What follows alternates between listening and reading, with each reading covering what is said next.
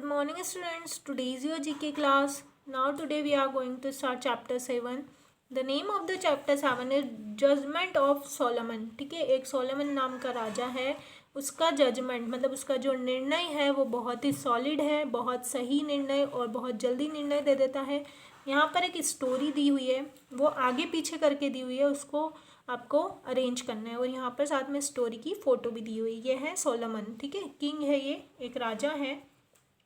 Sequence the events of this story properly, इस story को आप प्रॉपरली अरेंज करना है। तो मैंने इस स्टोरी को पूरा रीड किया है। इसमें जो फर्स्ट पॉइंट है वो 7 नंबर पर है, ठीक है। मैं आपको स्टोरी सुनाती हूँ, उसके बाद नीचे आपको येलो कलर के बॉक्स दिए हुए हैं, उसमें आपको सीक्वेंस लिखना है कि फर्स्ट नंबर पे कौन सा सेंटेंस आएगा, सेकंड नंबर पे कौन सा सेंटेंस आएगा। ओके, फर्स्ट पे आएगा ये 7 नंबर। थाउजेंड्स ऑफ ईयर्स अगो, हजारों साल पहले की बात है। There was a king called Solomon, एक राजा था, उसका नाम था Solomon. He was widely known for his wisdom and justice, ठीक है, वह अपने निर्णय और अपनी बुद्धिमत्ता के लिए सब दूर जाना जाता था। सेकेंड पॉइंट 6 नंबर पर है। इन हिज कंट्री, उसके देश में, देयर वर 2 वुमेन, 2 महिलाएं रहती थी। They lived in the same house, वो एक ही घर में रहती थी। And they each had a baby, और दोनों के पास एक एक बच्चा था। नाउ थर्ड नंबर पर है। One of the babies died one night, ठीक है, उसमें से एक बच्चा एक दिन रात में क्या हो गया, मर गया। Its mother took away the other women's child, तो जो जिस माँ का बच्चा मर गया था उसने क्या किया, जो दूसरी महिला थी, दूसरी वो लेडी थी, उसका बच्चा वो उठा कर ले आई। And put the dead baby in her bed, और मरा हुआ बच्चा वो उसके बिस्तर पर रख कर आ गई। नाउ नेक्स्ट पॉइंट है नंबर 1 पर है।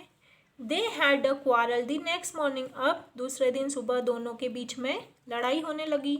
No this is my child, ठीक है, उसने क्या कहा, यह मेरा बच्चा है। The dead one is your, और ये मरा हुआ बच्चा तुम्हारा है। सेड द अदर वुमन, दूसरी महिला ने कहा। नाउ नेक्स्ट है 9 नंबर पर है। Each one wanted the living baby, ठीक है, दोनों जिंदा जो बच्चा था उसको ही लेना चाहती थी। But no one could tell whom it belong to, पर ये कोई नहीं जानता था कि जो जिंदा वाला बच्चा है वो किसका है और जो मरा हुआ बच्चा किसका है। So they went to see King Solomon, तो वह दोनों अपना मरा हुआ और एक जो जिंदा बच्चा है दोनों को लेकर कहाँ गई, किंग सोलोमन के पास गई न्याय करने के लिए। अब 6 नंबर जो है वो 2 नंबर पर है। When king Solomon heard their story, जब राजा सोलोमन ने उनकी कहानी सुनी। ही सैड, उन्होंने कहा, ब्रिंग मी अ नाइफ, मुझे एक चाकू ला कर दो। Cut the child into 2 and give each woman 1 half, मैं इस बच्चे को बीच में से काट देता हूँ और आधा आधा दोनों को दे देता हूँ। O king give her my child, ठीक है, तो एक महिला क्या कहने लगी, नहीं नहीं ओ राजा, मेरा बच्चा मुझे दे दो। लेट इट बी हर्स, ठीक है, यह इसका है। Don't kill the child please, ठीक है, फिर एक जो दूसरी महिला थी उसने बोला कि नहीं नहीं आप बच्चे को मत मारो। Cried the other woman in tears, ठीक है, दूसरी महिला ने रोते हुए कहा कि आप बच्चे को मत मारो। अब 8 नंबर का जो पॉइंट है वो 8 नंबर पर ही है।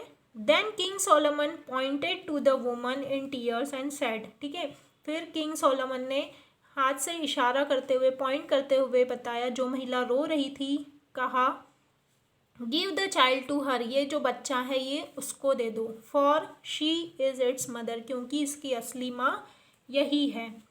That's very fair, what a clever king you are, ठीक है, सबने क्या कहा कि राजा आप सही हो, आप कितने क्लेवर किंग हो, आप बहुत मतलब बहुत तेज हो, आप बहुत बुद्धिमान हो। Said the real babies mother, जो बच्चे की असली माँ थी उसने कहा कि ये यहाँ पर मुझे सच्चा न्याय मिला, आप बहुत ही अच्छे राजा हो। When people heard of this judgment of Solomon, जब लोगों ने इस निर्णय को सुना सोलोमन के, knew that God had indeed given him wisdom to the justice among his subjects, तो जो उसकी प्रजा थी, subjects मतलब होता है प्रजा, तो राजा की जो प्रजा थी उन्होंने कहा कि भगवान ने हमको सचमुच बहुत बुद्धिमान राजा दिया है, जिसने बहुत सही न्याय किया है और सबकी समस्या का हल किया है। क्योंकि जब बच्चे को काटने वाला था राजा तो कोई काटता नहीं उसको, लेकिन राजा ने क्या कहा, लाओ चाकू दो। तो जो उसकी असली माँ थी वो रोने लगी और जो नकली माँ थी उसको कोई फर्क नहीं पड़ा। तो इसलिए उसने निर्णय किया, जो रो रही थी और जो बोल रही थी कि आप बच्चे को मत काटो, इस बच्चे को आप उसको दे दो लेकिन मेरे बच्चे को मत काटो। तो इससे उसे पता चला कि इसकी असली माँ वही थी जो रो रही थी। तो यहाँ पर आपको नीचे येलो बॉक्स खाली दिए हुए हैं। यहाँ पर जिस तरह से मैंने सीक्वेंस में इनको फिल किया है आपको भी अपनी बुक में फिल करना है। तो यहाँ पर ये जो स्टोरी है आपकी कंप्लीट होती है। Thank you.